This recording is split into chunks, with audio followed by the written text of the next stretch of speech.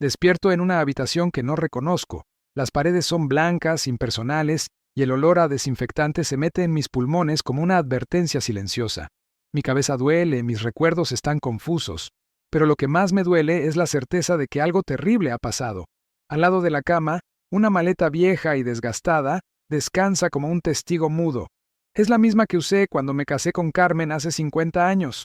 Dentro hay apenas 4 camisas, 2 pantalones y una fotografía de mi hijo Daniel cuando tenía 8 años. Sus ojos brillantes me miran desde el retrato, llenos de la inocencia que una vez conocí. No entiendo cómo llegué aquí, pero sé que no elegí estar en este lugar. La enfermera entra sin golpear la puerta, como si mi privacidad ya no existiera. Me habla con esa dulzura falsa que usan con los ancianos, como si fuéramos niños que han perdido la razón. Don Ernesto, es hora del desayuno, dice mientras acomoda unas pastillas en un pequeño vaso de plástico. Pastillas que no recuerdo haber necesitado antes. Le pregunto dónde estoy, cuánto tiempo llevo aquí, por qué nadie me dijo nada. Ella sonríe y me dice que estoy en un lugar seguro, que mi familia tomó la mejor decisión para mí. Familia. La palabra se clava en mi pecho como una astilla. ¿Qué familia toma decisiones sobre tu vida sin preguntarte? ¿Qué familia te abandona en un lugar extraño sin explicaciones? Los pasillos de este lugar están llenos de ancianos que caminan como fantasmas, arrastrando los pies sobre el linóleo frío. Algunos hablan solos, otros miran por las ventanas con ojos vacíos, esperando a alguien que tal vez nunca llegue. Me veo reflejado en ellos y siento un escalofrío que no tiene nada que ver con el aire acondicionado. Intento recordar cómo llegué aquí. Las últimas semanas se difuminan en mi mente como acuarelas bajo la lluvia. Recuerdo a Daniel viniendo a casa más seguido de lo normal, trayendo papeles, explicándome cosas sobre la casa, sobre el banco. Recuerdo haberle confiado, como siempre lo hice, pero después de eso, todo se vuelve nebuloso, como si alguien hubiera apagado las luces de mi memoria. Busco un teléfono para llamar a Daniel. Necesito escuchar su voz. Necesito que me explique qué está pasando. La recepcionista, una mujer mayor con ojos cansados, me dice que puedo usar el teléfono del pasillo, pero que las llamadas tienen horarios específicos. Horarios. Como si fuera un prisionero en lugar de un padre que solo quiere hablar con su hijo. Marco el número que me sé de memoria, el mismo que he marcado por años. Suena una vez, 2 veces, 3. Finalmente contesta. Su voz suena distante, como si estuviera hablando desde otro mundo. «Papá, ¿cómo estás? Te iba a visitar esta semana», dice, pero sus palabras suenan huecas, ensayadas. Le pregunto por qué estoy aquí, por qué nadie me dijo nada. Hay un silencio largo antes de que responda. «Era lo mejor para ti, papá. Ya no podías vivir solo». Cuelgo el teléfono con una sensación extraña en el estómago. Daniel nunca me había mentido antes, pero algo en su voz me dice que no está siendo honesto conmigo. Camino lentamente de regreso a mi habitación, observando las caras de otros residentes.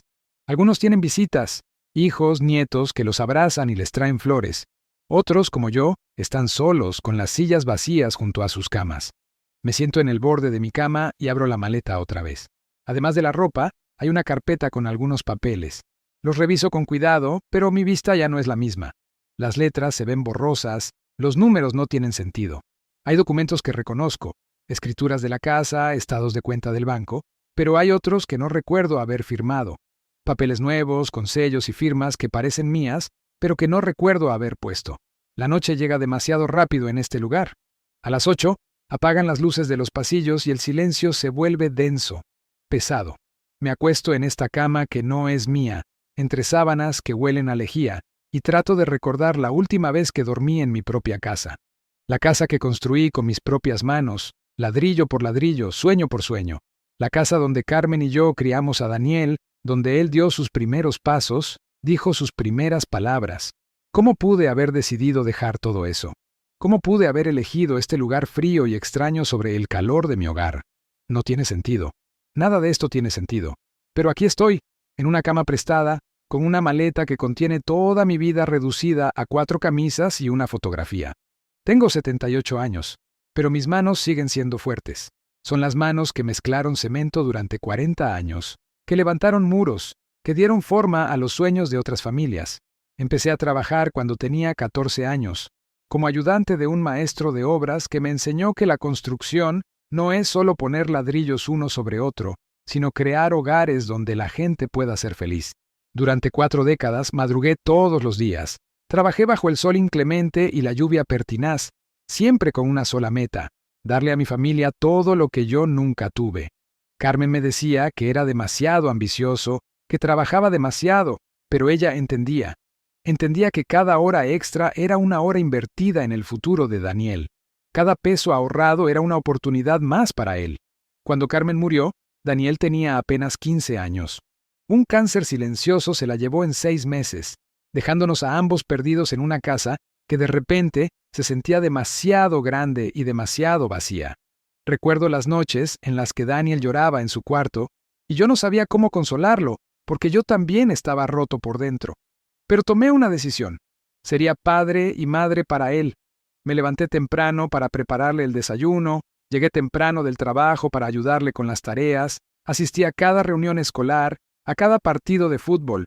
Los otros padres tenían esposas que los acompañaban. Yo iba solo, pero siempre estaba ahí.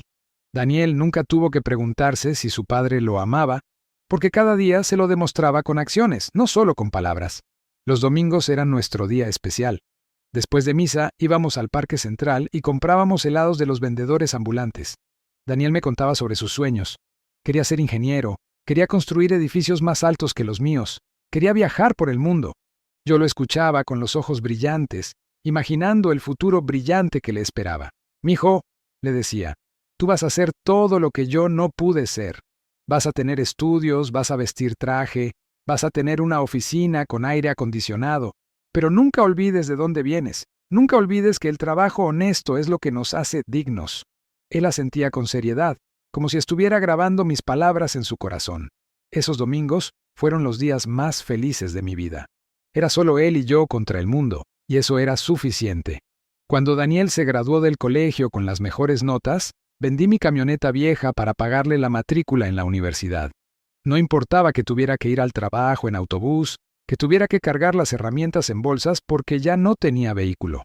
Lo importante era verlo caminar hacia esa universidad cada mañana, con sus libros bajo el brazo y esa determinación en los ojos que me recordaba a Carmen. Durante 5 años, trabajé dobles turnos para pagar sus estudios, su alimentación, su ropa. Nunca le dije que a veces me quedaba sin comer para que él pudiera almorzar en la cafetería de la universidad. Nunca le conté que vendí las pocas joyas de Carmen para comprarle una computadora. Un padre no se sacrifica para que su hijo se sienta culpable. Se sacrifica para que su hijo sea libre. Pero quizás ahí cometí mi error más grande. Le di todo tan fácil que nunca aprendió el valor del sacrificio. Nunca supo lo que costaba cada peso que gastaba, cada oportunidad que tenía. Mientras él estudiaba en salones con aire acondicionado, yo sudaba bajo el sol, mezclando cemento con las manos agrietadas. Mientras él salía con amigos los fines de semana, yo trabajaba horas extras para pagar sus gastos. No me arrepiento de haberlo hecho, pero tal vez debí enseñarle que todo en la vida tiene un precio. Tal vez debí llevarlo conmigo a algunas obras, para que viera de dónde salía el dinero que le daba tan fácilmente, pero quería protegerlo del mundo duro que yo conocía. Quería que él solo se concentrara en estudiar, en prepararse para un futuro mejor. Cuando se graduó de ingeniero, fue el día más orgulloso de mi vida. Lo vi caminar por esa tarima con su birrete y su toga, y sentí que todos esos años de trabajo habían valido la pena. Era el primer profesional de nuestra familia, el primero que tendría un título universitario. Los otros padres aplaudían a sus hijos, pero yo sabía que el mío era especial. Después de la ceremonia, me abrazó y me dijo: «Gracias, papá, todo esto es gracias a ti». Por un momento, sentí que Carmen estaba ahí con nosotros, orgullosa de lo que habíamos logrado juntos.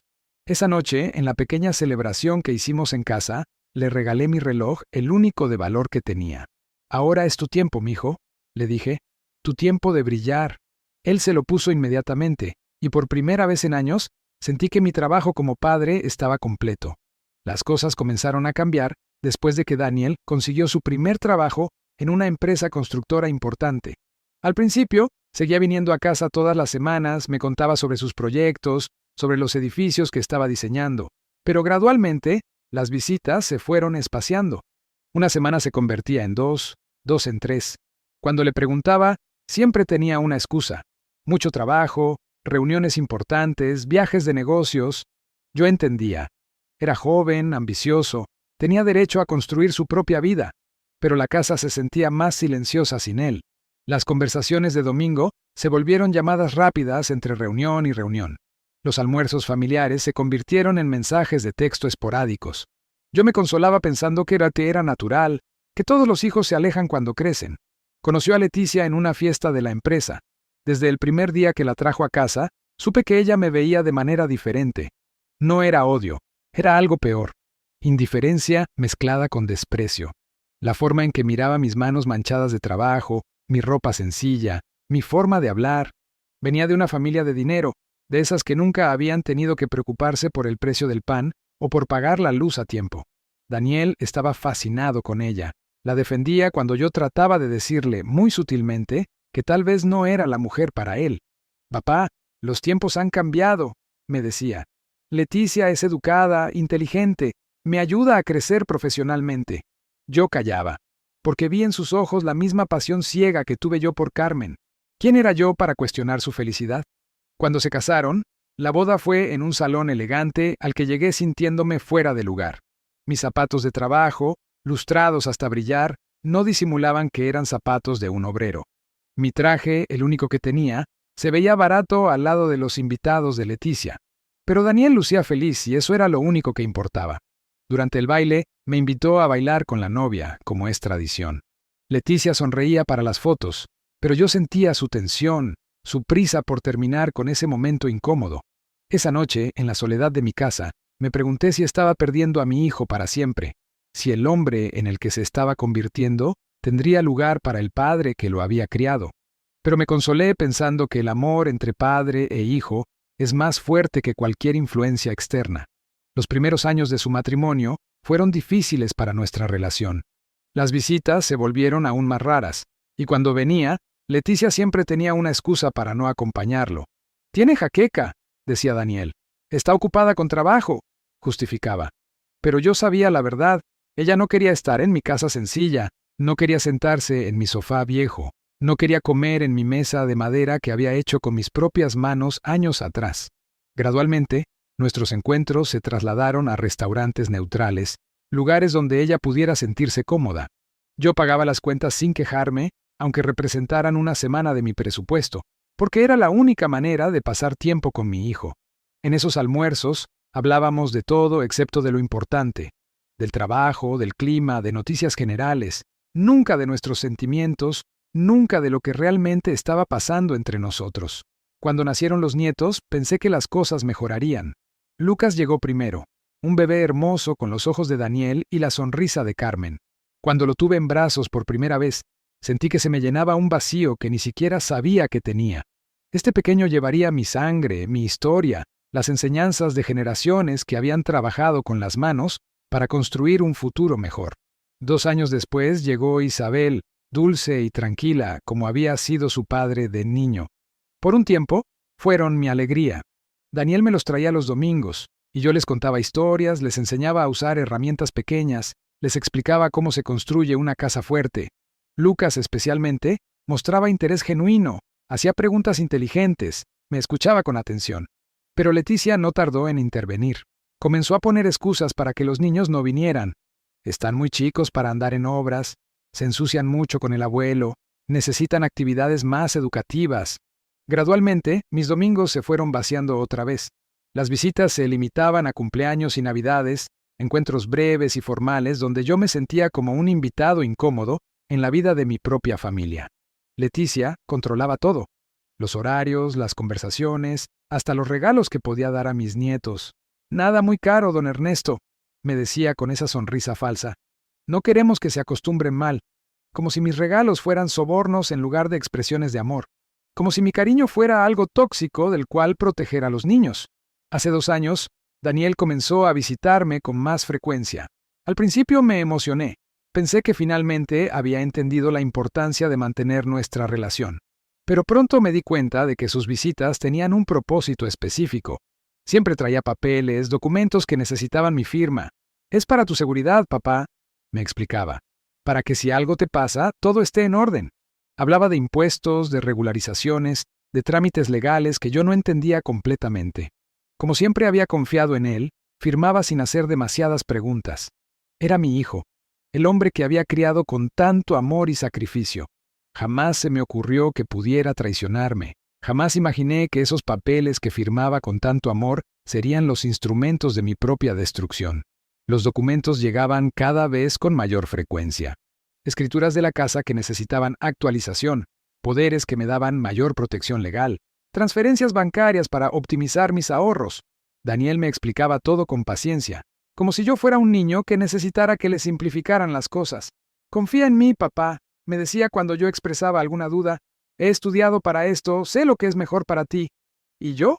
Confiaba. Confiaba como había confiado toda la vida, como confía un padre que ha dado todo por su hijo. Cada firma era un acto de fe. Cada documento era una prueba más de mi amor incondicional. Nunca sospeché que estaba firmando mi propia condena, que estaba entregando voluntariamente todo lo que había construido en 78 años de vida. Las últimas semanas en mi casa fueron extrañas. Daniel venía casi todos los días, siempre con prisa, siempre con más papeles. Me hablaba de la necesidad de preparar mi futuro, de asegurar mi bienestar. Incluso trajo a un médico a casa, un hombre joven que me hizo algunas preguntas básicas y escribió cosas en un papel. «Solo es para tu expediente», me explicó Daniel, «para que todo esté documentado». El médico era amable, pero había algo en su manera de mirarme que me incomodaba, como si estuviera evaluando algo más que mi salud física, como si estuviera determinando mi capacidad de tomar decisiones. Pero yo me sentía bien. Mi mente estaba clara, mi cuerpo era fuerte para mi edad. No entendía por qué necesitaba tantos médicos y tantos papeles. La última noche en mi casa la recuerdo con una claridad dolorosa. Daniel se quedó hasta tarde, revisando documentos en la mesa de la cocina.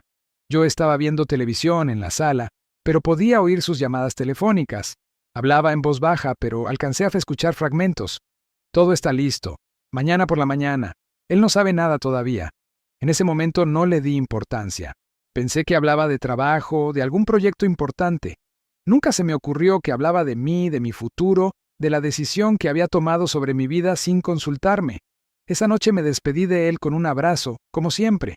«Te amo, mijo», le dije. «Yo también, papá», me respondió. Pero ahora, recordando ese momento, me pregunto si realmente sentía lo que decía, o si ya había apagado su corazón para poder ejecutar su plan sin remordimientos. A la mañana siguiente, desperté con el sonido del timbre. Era temprano, apenas las 7. Daniel estaba en la puerta con 2 hombres que no conocía. Me explicó que venían a ayudarme con algunas cajas, que tenía que acompañarlos a hacer unos trámites importantes. Yo estaba confundido, pero confié. Siempre confiaba en Daniel. Me dijo que empacara algunas cosas personales, que regresaríamos más tarde. Metí en la maleta vieja algunas camisas, la fotografía de Daniel niño, algunos documentos importantes. Los hombres se veían impacientes, como si tuvieran prisa.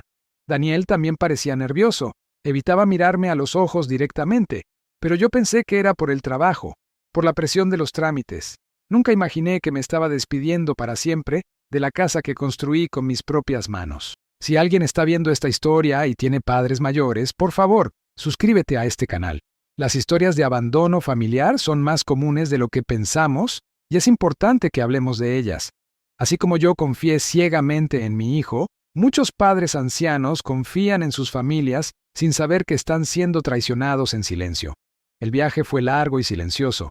Yo preguntaba hacia dónde íbamos, pero Daniel me daba respuestas vagas.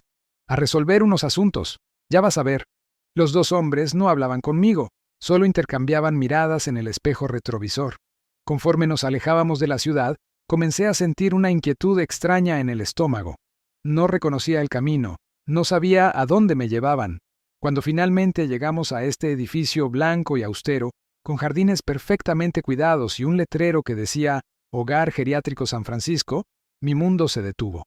«¿Qué es esto, Daniel?», le pregunté. Él me tomó del brazo con suavidad pero firmeza. «Es tu nueva casa, papá. Vas a estar mejor aquí. Vas a tener atención médica, compañía, actividades». Su voz sonaba ensayada, como si hubiera practicado esas palabras muchas veces antes de decírmelas. La traición tiene un sabor específico. Es amarga como la medicina, pero quema como el alcohol puro.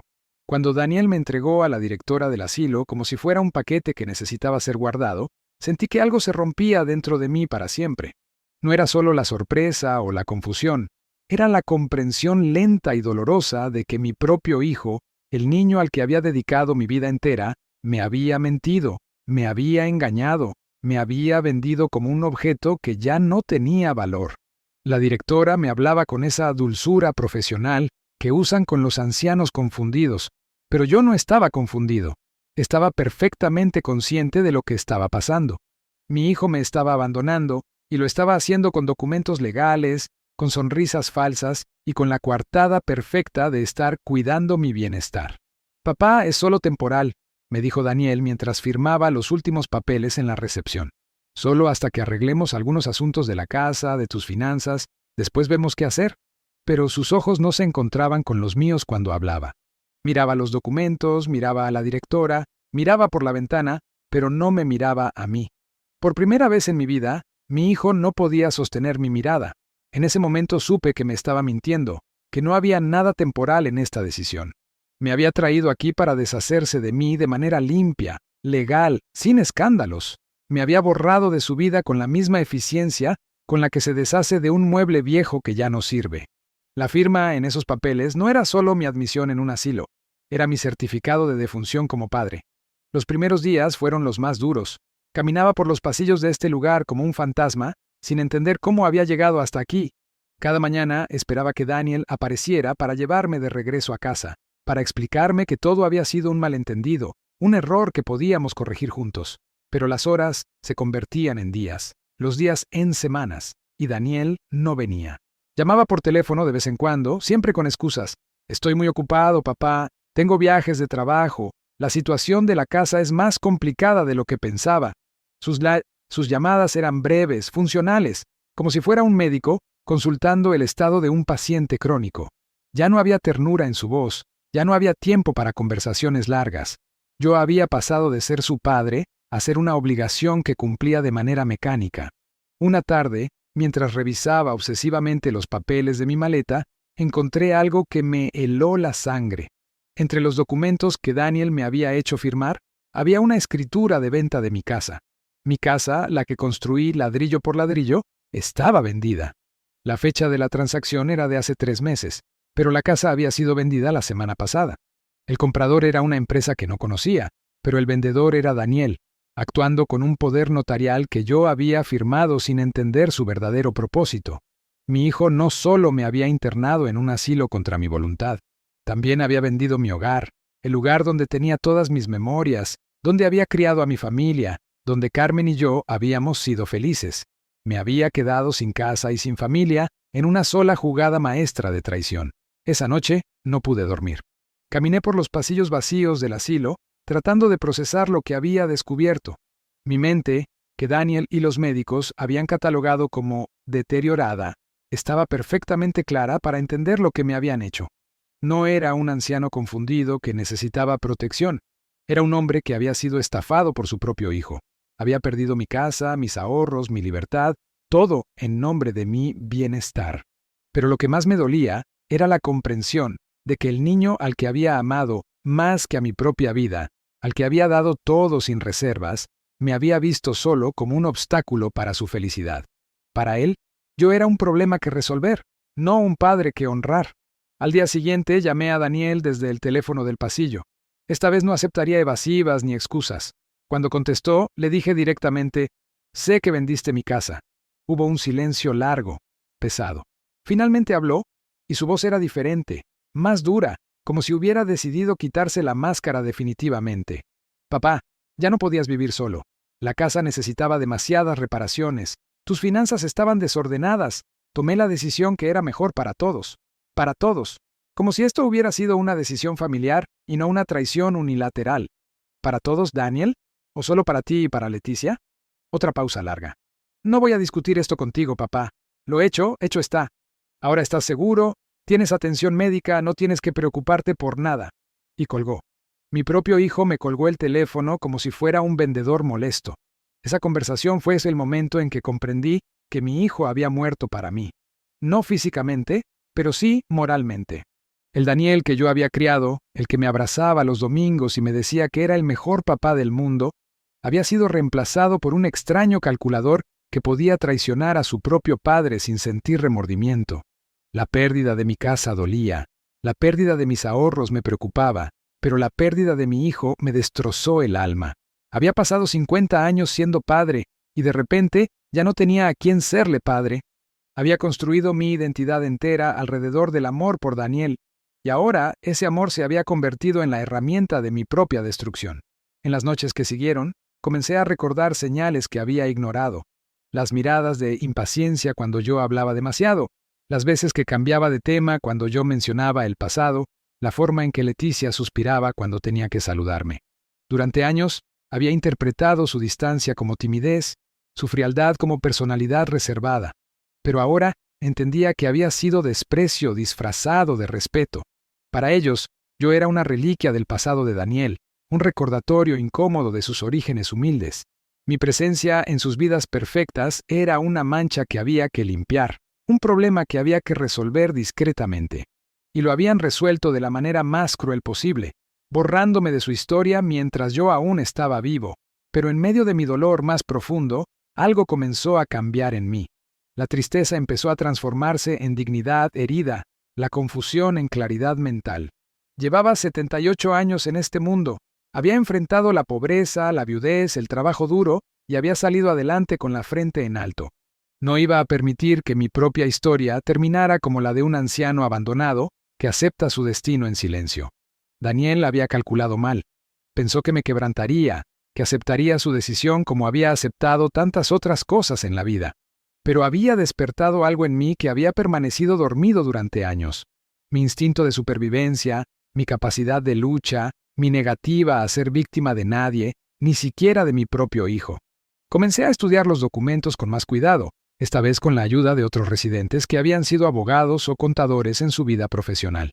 Don Alberto, un hombre de 80 años que había perdido a su esposa pero conservaba su lucidez intacta, me ayudó a entender las implicaciones legales de lo que Daniel había hecho. «Esto es fraude, Ernesto», me dijo mientras revisaba las escrituras. «Tu hijo te engañó para que firmaras documentos que no entendías completamente. Eso es ilegal, sin importar si eres su padre o no». Sus palabras fueron como un rayo de luz en la oscuridad. No estaba loco, no estaba confundido. Había sido víctima de un delito, y mi victimario había sido la persona en la que más confiaba en el mundo. Esa revelación me dio fuerzas para actuar. Comencé a hacer llamadas, a investigar, a buscar ayuda legal, pero más importante aún, comencé a recuperar mi dignidad. Durante semanas había caminado por este asilo con la cabeza baja, sintiéndome como un estorbo, como alguien que merecía ser abandonado. Pero ahora entendía la verdad. Yo no era el problema, yo era la víctima. Y las víctimas tienen derechos, tienen voz, tienen la capacidad de luchar por la justicia. Mi mente estaba clara, mi historia era real y mi dolor era válido. No permitiría que Daniel reescribiera nuestra historia para justificar su traición. No dejaría que me borrara de su vida sin consecuencias. La primera persona que decidí contactar fue a mi nieto Lucas. Si Daniel había logrado mantener mi situación en secreto, seguramente había inventado alguna historia para explicar mi ausencia. Conseguí su número de teléfono a través de una de las trabajadoras sociales del asilo. Una mujer joven que se conmovió con mi historia y decidió ayudarme.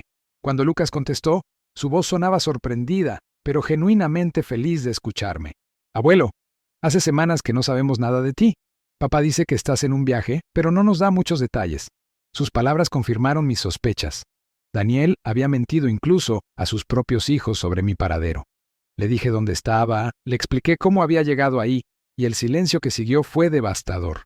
Mi nieto, de 17 años, entendió inmediatamente lo que su padre había hecho. Lucas llegó al asilo 2 días después. Verlo caminar por esos pasillos estériles, con sus ojos llenos de lágrimas y su rostro contraído por la rabia, fue uno de los momentos más emotivos de mi vida. Se abrazó a mí como si fuera un náufrago, aferrándose a un salvavidas, y ambos lloramos en silencio durante varios minutos. «Perdóname, abuelo», me dijo.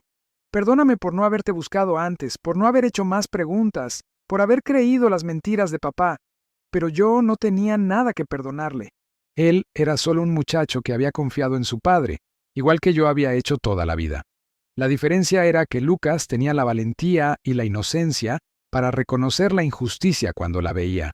Durante esa visita, le conté toda la verdad. Le mostré los documentos, le expliqué cómo Daniel me había engañado, le describí la forma cruel en que me había abandonado. Lucas escuchaba con una mezcla de horror y determinación que me recordó al niño que había sido su padre antes de que el dinero y el éxito lo corrompieran. Esto no puede quedar así, abuelo, me dijo con una firmeza que no esperaba en alguien de su edad. Papá no puede hacer esto y pretender que es normal. Voy a ayudarte, vamos a luchar juntos. En ese momento supe que no estaba completamente solo en el mundo. Tenía un aliado, alguien que me veía como una persona digna de amor y respeto, no como un problema que resolver. Lucas comenzó a investigar por su cuenta. Descubrió que la casa había sido vendida a una empresa inmobiliaria por un precio mucho menor a su valor real, probablemente para facilitar una venta rápida. También averiguó que mis ahorros habían sido transferidos a cuentas que yo no conocía, bajo el pretexto de inversiones seguras para mi futuro. Mi nieto, con la naturalidad de alguien que ha crecido en la era digital, comenzó a documentar todo. Fotografió los documentos, grabó conversaciones, investigó en Internet sobre casos similares. Su indignación era pura y su determinación inquebrantable. Me di cuenta de que, en cierto modo, había logrado transmitir mis valores a la siguiente generación, aunque hubiera fallado con mi propio hijo. La idea de hacer público mi caso surgió cuando Lucas vio mi frustración al no encontrar abogados dispuestos a tomar un caso contra un ingeniero exitoso como Daniel. Los abogados cuestan dinero, abuelo, y papá tiene más recursos que nosotros. Pero hay algo que papá no puede controlar: la opinión pública. Mi nieto tenía razón. En la era de las redes sociales, la justicia no solo se imparte en los tribunales, también se ejerce en el court de la opinión pública. Lucas propuso grabar un video testimonial donde yo contara mi historia, sin dramatismos, sin exageraciones, solo la verdad desnuda y dolorosa. La gente necesita saber lo que está pasando, abuelo. Hay muchos ancianos en tu situación, pero la mayoría sufre en silencio. Tu historia puede ayudar a otros. El día que grabamos el video, me senté en una banca del jardín del asilo, con mis manos arrugadas descansando sobre mis rodillas, y miré directamente a la cámara del teléfono de Lucas. Hablé sin notas, desde el corazón, contando mi historia como si fuera una conversación con un amigo. Expliqué cómo había criado a Daniel con amor incondicional, cómo había trabajado toda mi vida para darle oportunidades, cómo había confiado en él ciegamente cuando me pidió firmar documentos. Describí el momento en que desperté en el asilo sin entender cómo había llegado ahí, la traición de descubrir que mi casa había sido vendida, el dolor de entender que mi propio hijo me había visto como un estorbo, pero también hablé de mi dignidad, de mi negativa a ser una víctima silenciosa, de mi decisión de luchar por la justicia. Si estás viendo este video y conoces a alguien que está pasando por una situación similar, por favor suscríbete y comparte esta historia. El abandono de adultos mayores es un problema real que se esconde detrás de sonrisas familiares y justificaciones aparentemente razonables. Necesitamos crear conciencia sobre estos abusos silenciosos. El video se volvió viral de una manera que ninguno de nosotros esperaba. En menos de una semana, había sido visto por millones de personas, compartido por miles y comentado por una comunidad indignada que reconocía en mi historia un patrón de abuso familiar demasiado común. Los comentarios eran desgarradores. Hijos que reconocían haber tratado mal a sus padres, nietos que sospechaban que sus abuelos habían sido víctimas de situaciones similares, trabajadores de asilos que confirmaban que casos como el mío eran más frecuentes de lo que la sociedad quería admitir. De repente, mi historia personal se había convertido en un símbolo de un problema social más amplio. Ya no era solo Ernesto contra Daniel. Era la voz de todos los ancianos que habían sido silenciados por sus propias familias. La presión mediática fue inmensa. Los medios de comunicación locales y nacionales comenzaron a cubrir mi historia. Periodistas vinieron al asilo para entrevistarme. Abogados especialistas en derecho de familia se ofrecieron a representarme sin costo. Daniel trató de manejar la crisis desde las sombras, probablemente esperando que el escándalo pasara rápido, pero la historia había tomado vida propia. Sus colegas en el trabajo comenzaron a preguntarle sobre su padre abandonado. Los vecinos de su nuevo barrio exclusivo miraban a su familia con diferentes ojos. La imagen perfecta que había construido comenzó a agrietarse bajo el peso de la verdad. Su traición ya no era un secreto familiar, era un escándalo público. El punto de quiebre llegó cuando un abogado especialista en fraude familiar, que había visto mi video, se ofreció a llevar mi caso gratuitamente. Se llamaba Dr. Mendoza. un hombre de unos 50 años que había perdido a su propio padre en circunstancias similares y había dedicado su carrera a defender los derechos de los adultos mayores. Cuando revisó mi documentación, su diagnóstico fue claro. Don Ernesto, lo que su hijo hizo constituye fraude, abuso financiero y abandono de persona mayor. Tenemos un caso sólido. Por primera vez en meses, sentí que tenía una oportunidad real de obtener justicia. No solo quería recuperar mi dinero o mi casa, quería que Daniel enfrentara las consecuencias legales de sus actos. Quería que entendiera que los padres no son objetos desechables que se pueden tirar cuando ya no son convenientes. La demanda que presentamos incluía varios cargos: fraude en la obtención de firmas, apropiación indebida de bienes, falso internamiento y abandono de persona vulnerable. Cada cargo estaba respaldado por documentos, testimonios y evidencias que Lucas y yo habíamos recopilado meticulosamente. Daniel contrató al mejor bufete de abogados que pudo encontrar, pero la verdad tenía una fuerza que ninguna retórica legal podía refutar.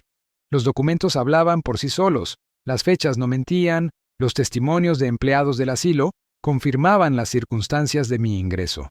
Mi mente, deteriorada, según el diagnóstico que Daniel había presentado para justificar sus acciones, había resultado ser lo suficientemente lúcida para construir un caso legal sólido en su contra.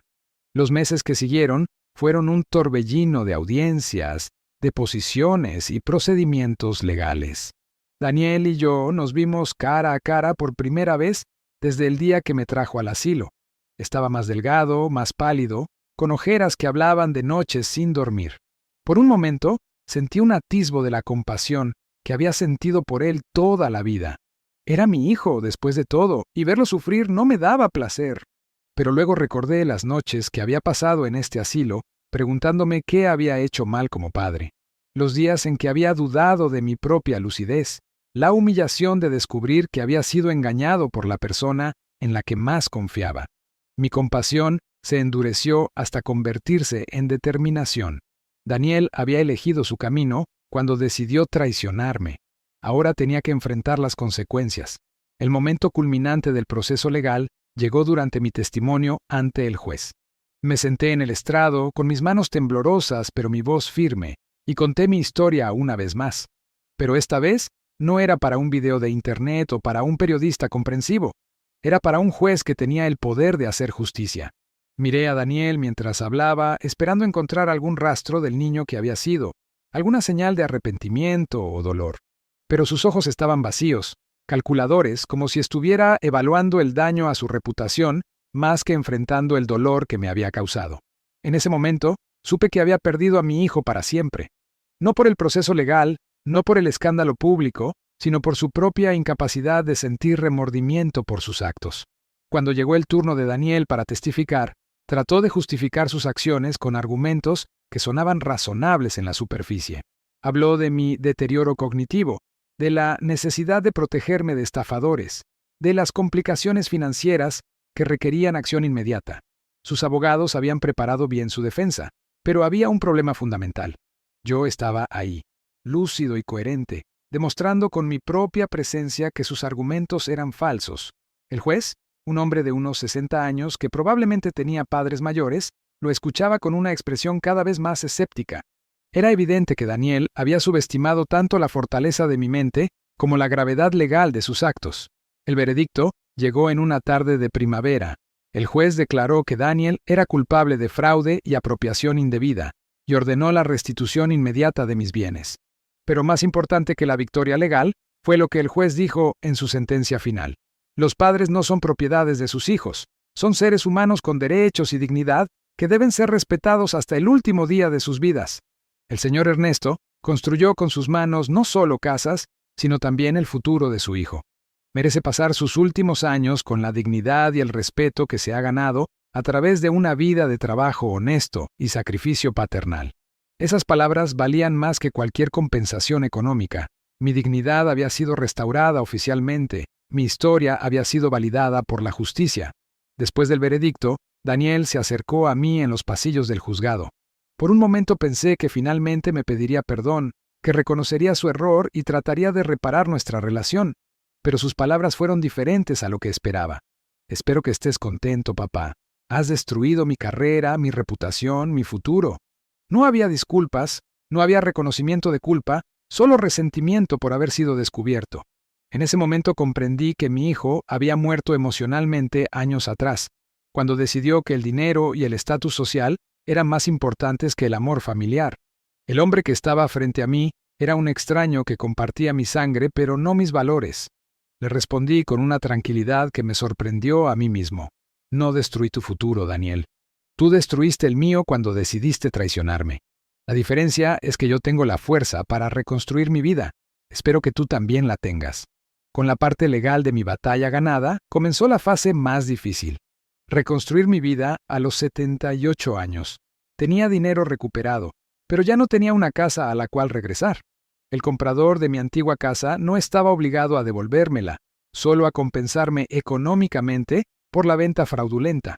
Por primera vez en mi vida, era un hombre sin hogar propio, pero libre para decidir mi destino. Lucas se ofreció inmediatamente a que viviera con él, pero yo sabía que un muchacho de 17 años tenía derecho a su propia vida sin cargar con las responsabilidades de un abuelo.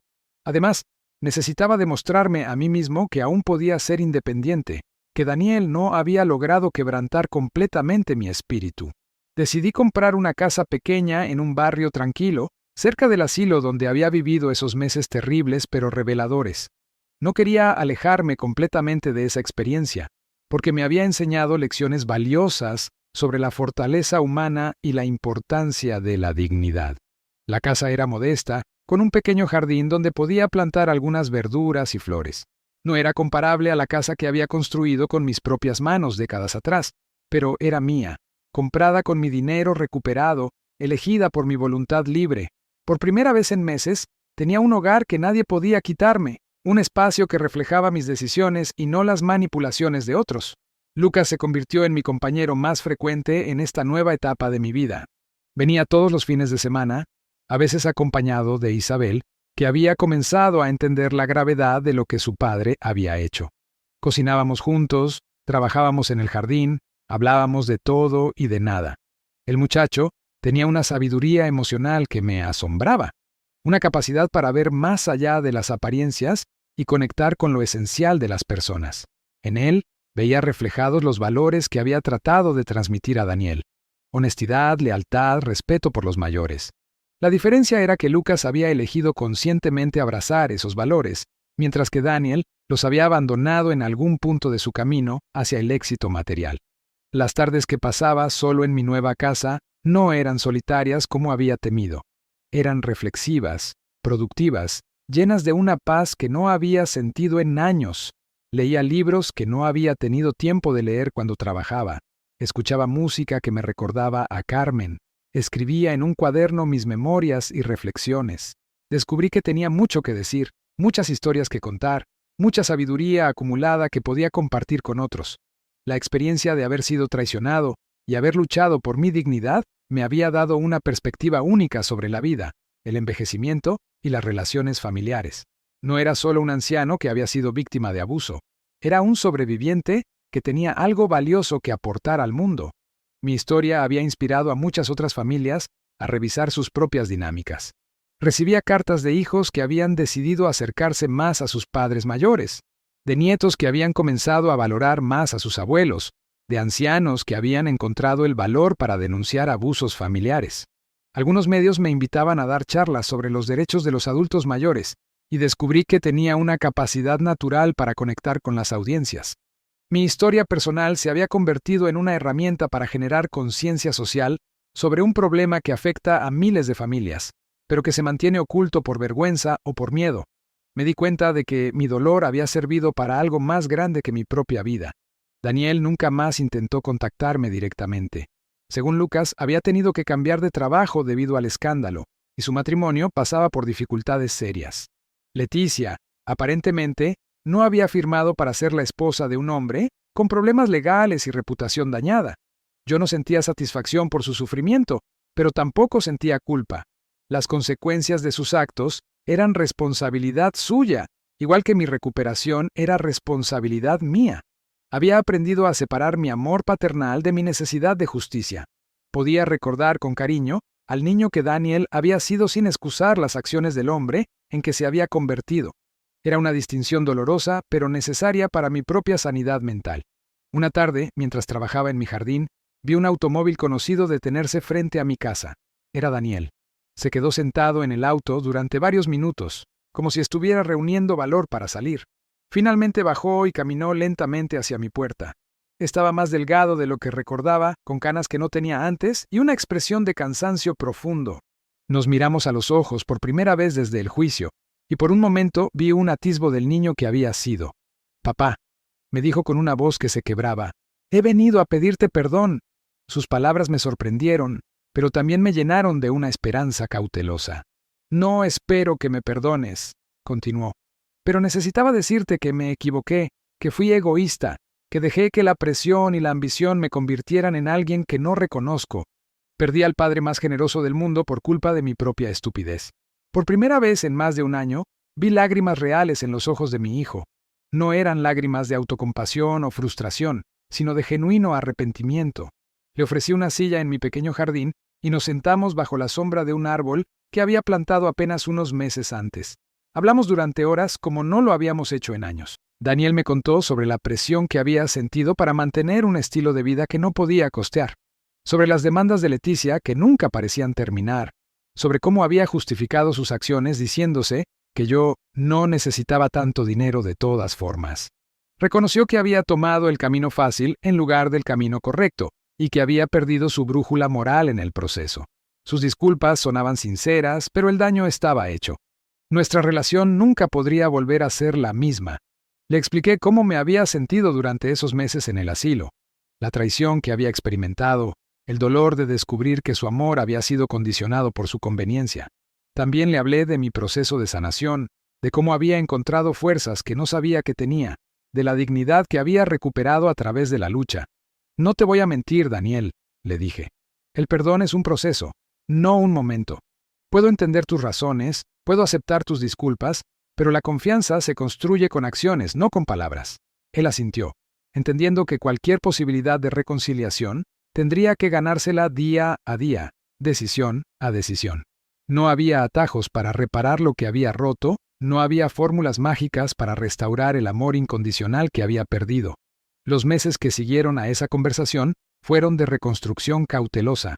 Daniel comenzó a visitarme regularmente, sin promesas grandiosas, sin declaraciones dramáticas, solo presencia constante y pequeños gestos de cuidado. Traía groserías cuando sabía que yo no había podido salir. Me acompañaba a citas médicas, reparaba cosas pequeñas que se rompían en la casa. Lucas observaba estos cambios con una mezcla de esperanza y escepticismo que me recordaba a mí mismo. Era demasiado joven para entender completamente las complejidades del perdón familiar, pero lo suficientemente sabio para valorar los esfuerzos genuinos de reparación. Nuestras reuniones familiares gradualmente se fueron volviendo menos tensas, aunque nunca volvieron a tener la inocencia y la confianza ciega de los años pasados. Leticia nunca fue parte de este proceso de reconciliación. Según Daniel, ella no podía superar la humillación pública del juicio y había decidido separarse de él. Se había llevado a Isabel, limitando el contacto del niño conmigo a visitas ocasionales supervisadas. Era una pérdida adicional, pero que ya no me sorprendía. Leticia había mostrado su verdadera naturaleza desde el primer día que la conocí. Simplemente había tardado años en revelarla completamente.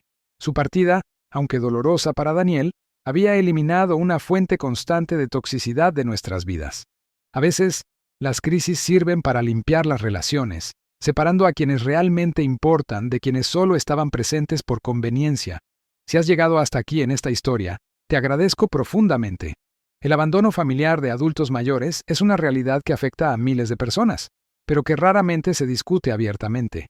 Si conoces a alguien en una situación similar, no dudes en buscar ayuda legal y apoyo emocional. Nadie merece ser olvidado o traicionado por su propia familia.